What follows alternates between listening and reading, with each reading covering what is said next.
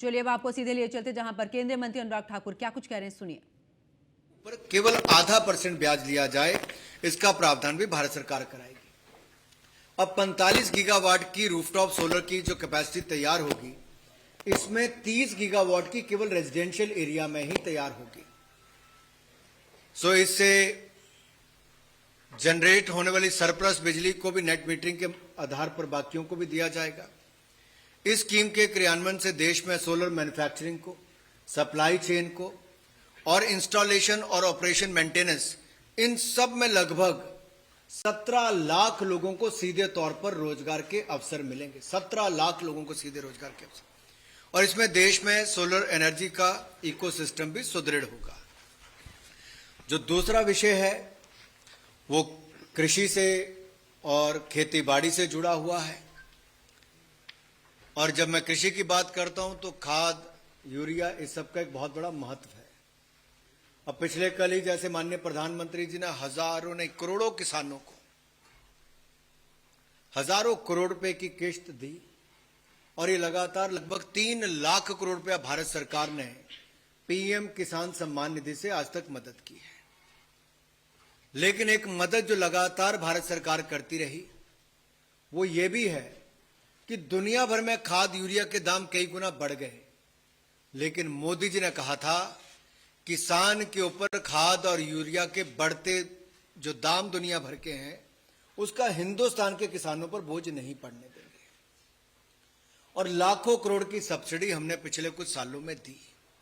आज का निर्णय भी न्यूट्रिएंट बेस्ड सब्सिडी एनबीएस, उसके रेट जो हमने फॉस्फेटिक और पोटेशिक जो पीएंडके फर्टिलाइजर्स के लिए है, वो खरीफ क्रॉप के लिए 1 अप्रैल 2024 से 30 सितंबर 2024 तक के लिए निर्धारित किए हैं। अंतर्राष्ट्रीय बाजारों में उर्वरकों की बड़ी दरों का प्रभाव किसानों पर ना पड़े, इसलिए निर्णय लिया गया है कि जिस दाम पर पिछले साल ये मिलते थे उतने ही दाम पर इस साल भी मिलेंगे। कोई बढ़ोतरी नहीं होगी, 1 रुपया भी दाम नहीं बढ़ाया गया है। आगामी खरीफ सीजन के लिए इसके लिए जहां नाइट्रोजन के लिए 47.2 रुपये प्रति किलो, फॉस्फोरस के लिए 28.72 रुपये प्रति किलो, पोटास के लिए 2.38 रुपये प्रति किलो, सल्फर के लिए 1.89 रुपये प्रति किलो सब्सिडी निर्धारित की गई है। इन दरों से जो डीएपी की बोरी है वो बैग 1350 रुपये का पिछले साल मिलता था, इस साल भी 1350 रुपये में ही मिलेगा। इसी प्रकार से एनपीके 1470 रुपये प्रति बैग और एमओपी 1677 रुपये प्रति बैग मिलता था, ये भी पुरानी दरों से ही मिलता रहेगा, कोई रेट इसमें नहीं बढ़ाया जाएगा।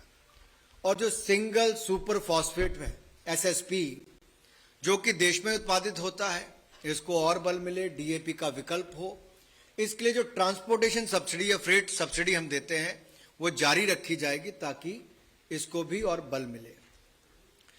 देश में दलहन तिलहन का उत्पादन बढ़ाने के लिए और डीएपी का आयात कम करने के लिए जो magnesium, sulphur, secondary nutrient, zinc एवं बोरॉन माइक्रो न्यूट्रिएंट से फोर्टिफाइड एनपीके है, वो एसएसपी है या यूरिया एसएसपी के 3 न्यू ग्रेड्स को इसमें शामिल किया गया है। पहले 25 ग्रेड थे, अब इसमें 23 प्रकार के पीएंडके जो उर्वरक हैं उनके लिए अनुमानित सब्सिडी निर्धारित की गई।